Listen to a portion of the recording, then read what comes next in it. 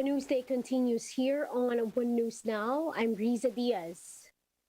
The Pacquiao-led wing of the PDP-Laban faction holds a virtual National Assembly. The conference is expected to officially nominate the party's standard-bearer for the 2022 national polls.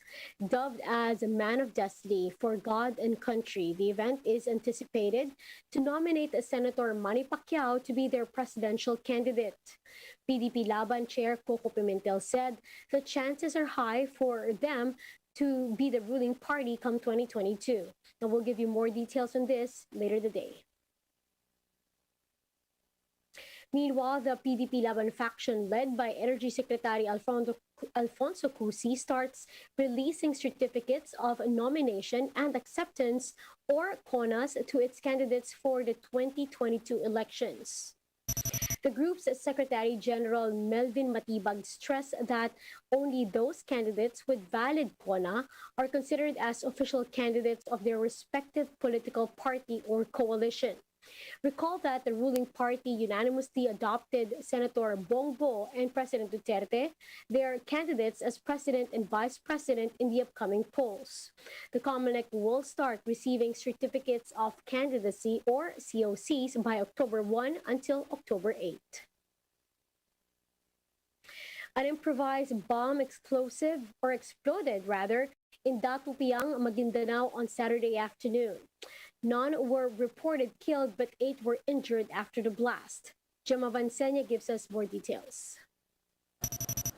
8 members of the LGBTQ+ community were rushed to the hospital on Saturday after an IED exploded inside a covered court in Datupiang, Maguindanao. One of the victims, Amidmi Paranon, said they were just playing volleyball when the bombing happened. Bigla na lang po may sumabog.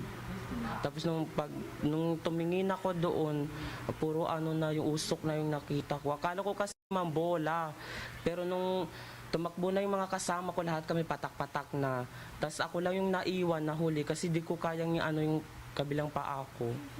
3 of the victims are still under medication in Abpisa Mama Hospital. Another 3 have been discharged, while the remaining 2 were referred to other hospitals. But all casualties are now in stable condition. 3 na lang po yung naiwan ngayon. Kumusta sila dito? Nasa stable condition naman po yung 3, ma'am. Ano yung mga, may antibiotics na lang sila? Opo, naka-antibiotic po yung 3, tapos continuous po yun, ma'am, kaya hindi pa sila pwedeng umuwi. Kung yung iba po, nasaan po yung iba? Yung isa na-refer sa tertiary hospital, sa CRMC, tapos yung isa naman, naghama. Kinuha ng kanilang pamilya. And then, yung isa na-refer? Tapos yung isa po na-refer din po namin kasi positive sa rapid antigen test. Tapos yung dalawa naman po, for wound dressing lang po. Initial investigation showed that the IED was placed in a milk tea plastic cup and was left in a post near the victims. According to the police, one of the victims' colleagues received a threat allegedly from the members of Bangsamoro Islamic Freedom Fighters, or BIFF. It was a handwritten letter warning the community to stop their activities in Datupiang. Isa sa kanila naka-receive ng threat letter from the BIFF base command na kumbaga ayaw nila in Maguindanao dialect, ayaw nila ng existence of LGBT. Kasi sa Islam bawal yun lang, parang sensitive sila sa mga ganung kan. But other victims insisted they did not know that there was a threat. Wala kami na-receive na letter, only fake news po yung letter na sinasabi nila. Kasi kung talagang may letter talaga na hindi talaga kami maglalaro sa plaza. Hindi po namin alam. Gender discrimination was only one of 3 possible motives of the incident, according to the Philippine Army. Lieutenant Colonel John Paul Baldomar of the 6th Infantry Division told One News that the explosion could also be a diversionary tactic by the BIFF and the Dawla Islamiyah. Baldomar said this is because the military has been gaining ground against the extremist groups in central Mindanao. He also said the bombing could be politically motivated as Datupiang is an election hotspot. But Baldomar stressed that the incident was an isolated case. I don't think that the warning given by Japan has anything to do with this one. As with regards to the perpetrators, we are still looking into this because no one has yet claimed responsibility of the said incident. Police investigations are ongoing. Security checkpoints were also tightened over the province of Maguindanao. For News 5, Jem Avancenia, we are One News.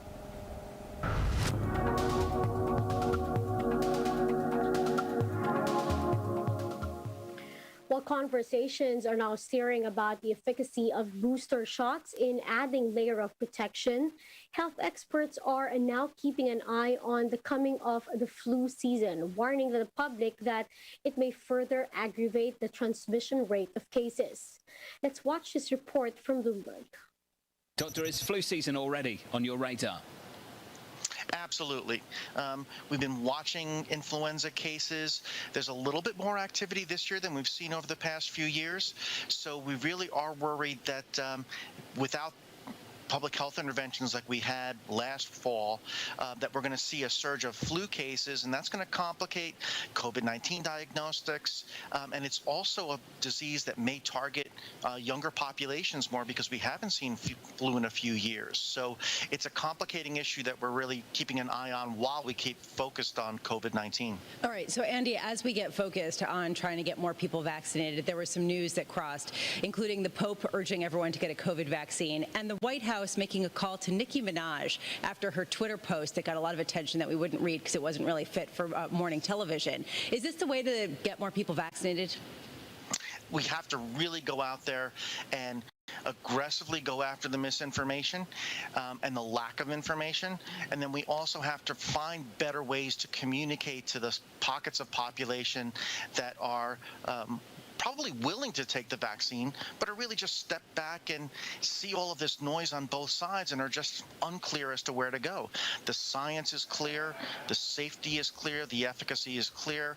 Just got to get better at getting the messages delivered correctly to the right populations. Andy, when you're talking about all the things that are clear, to your point, there's a lot that's unclear, and I think about the booster issue, in particular the FDA meeting for an extensive period today to discuss whether to recommend boosters.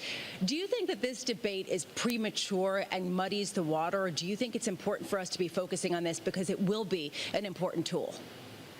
Well, when it comes to boosters, the one thing that is clear is that the data on boosters say that boosters are safe, and boosters do increase the amount of protective antibodies that you have in your system. So no doubt about the safety and efficacy of a booster.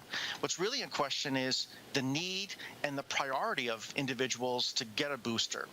We have to think about this as boosters are going to help reduce severe disease. So if we focus on populations that are vaccinated but starting to see some more severe disease, and the over 65 population is one of those, boosters may be perfectly reasonable for that population, but boosters are not going to help reduce the number of cases in this country because that's driven not by vaccinated people but by unvaccinated people getting infected. Let's now take a quick look at today's other top stories.